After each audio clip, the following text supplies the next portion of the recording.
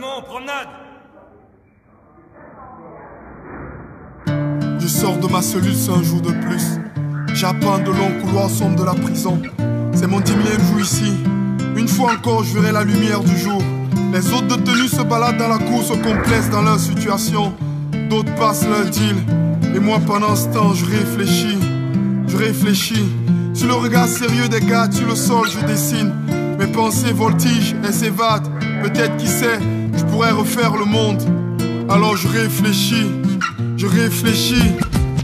Je revois le soir, 25 mars, on était dans notre camp. On voulait braquer une banque, on avait notre plan. J'étais chargé de mettre les billets dans le sac. Surveiller l'alarme, c'était la tâche attribuée à Jack. Donner la sommation, c'était le boulot de Shadrach. 26 mars matin, on était devant la BNP. Le coup a fonctionné, on était prêt de s'en aller. Tout à coup,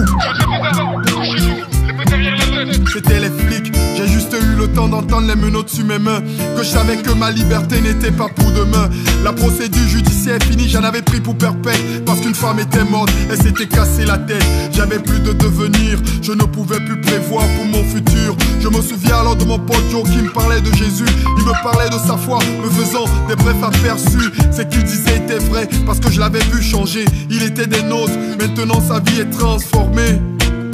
Sa vie est transformée.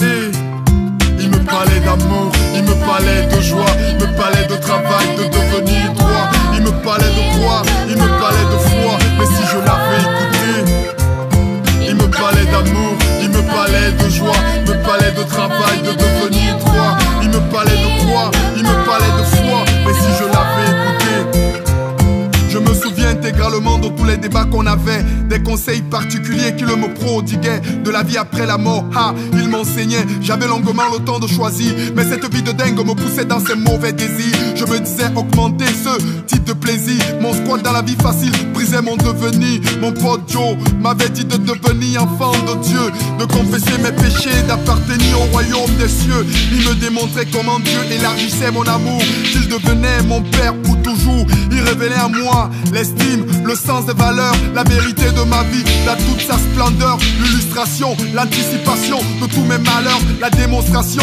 de ma vie mal gérée, ma nécessité de spiritualité. Il me disait, accepte Jésus. Il me racontait de long en large son expérience, me prouvait que Dieu pouvait s'occuper providentiellement de moi.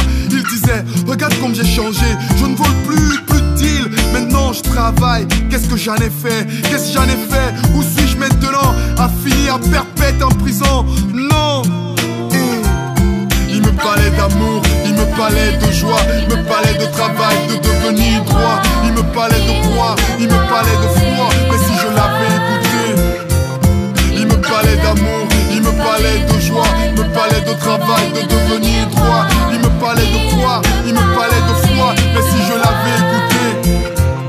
Et toi qui passes dans la rue, qui allume ta clope et dit, ainsi va la vie, fais gaffe mon pote, ça ne pardonne pas. N'attends pas d'avoir les pieds, les mains liés pour dire, je me rattraperai, quitte très vite ce milieu-là. Jésus est là, il te soutiendra. Si t'es devenu accro, il te libérera. Je te rappelle que tout ne finit pas ici-bas. Ton âme, ton esprit rendons compte dans l'au-delà. On a tout fait ça et je te le dis, ça ne paye pas. Regarde le gros vide que tu ressens dans ton cœur. Appelle, appelle, je te le dis, appelle, crie à Jésus.